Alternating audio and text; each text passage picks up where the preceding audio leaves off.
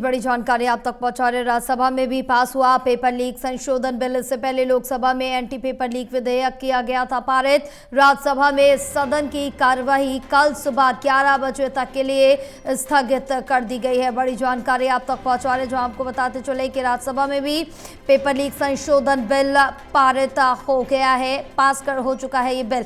इससे पहले लोकसभा में एंटी पेपर लीक विधेयक पारित किया गया था। राज्यसभा में सदन की कार्यवाही कल सुबह 11 बजे तक के लिए स्थगित कर दी गई है। राज्यसभा में भी जो बिल है पेपर लीक संशोधन बिल वो पास हो गया है। इससे पहले लोकसभा में एंटी पेपर लीक विधेयक पारित किया गया था। अब राज्यसभा से भी बिल पास हो गया। राज्यसभा में पेपर लीक संशोधन बिल पास हो गया है। लोकसभा में एंटी पेपर लीक विधेयक पारित किया गया था। राज्यसभा में सदन की कार्यवाही कल सुबह 11 बजे तक के लिए स्थगित कर दी गई है।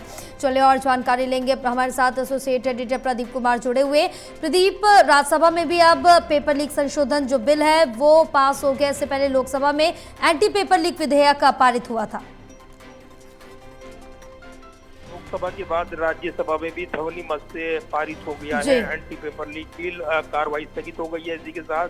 लेकिन इस बिल पर चर्चा के दौरान जोरदार बहस वो देखने को मिली है। और इस दौरान जहां विपक्ष की ओर से इस पर कई नेताओं ने अपनी बात रखी है, पेपर लीक को लेकर, आत्महत्या से लेकर और जो लाठीचार्ज पर जवाबदेही, उस तमाम मुद्दों पर विपक्ष की ओर से अपनी इस चर्चा में हिस्सा लेते हुए बात रखी गई। तो इस चर्चा का जवाब देते हुए डॉक्टर जितेंद्र सिंह जो मंत्री हैं, उन्होंने एक बार फिर बिल की तमाम खूबियां गिनाई। और ये एंटी पेपर लीक जो एक दिन पहले ही लोकसभा से पारित हुआ था, आज ये बिल राज्यसभा में आया और प्रधानमंत्री कार्यालय में राज्य मंत्री डॉक्टर जितेंद्र सिंह ने राज्यसभा में इस बिल को पेश किया। इस बिल पर चर्चा की शुरुआत राज्यसभा में विपक्ष के नेता मल्लिकार्जुन खड़गे ने की थी। और इससे पहले जिस तरीके से हमने देखा, ये जो विपक्ष के नेता एक के बाद एक इस पर बोलते नजर आए, तो निश्चित तौर पर ये काफी महत्वपूर्ण विधेयक रहा है। और इसी के साथ राज्यसभा में एंटी पेपर लीक ध्वनि मत से पारित हो गया है। इस बिल के पारित हो जाने के बाद राज्यसभा की कार्रवाई अब कल यानी शुक्रवार 31 जुलाई को 11 बजे तक के लिए स्थगित कर दी गई है। सभापति सीपी राधाकृष्णन ने सदन की कार्रवाई स्थगित करने की घोषणा की है।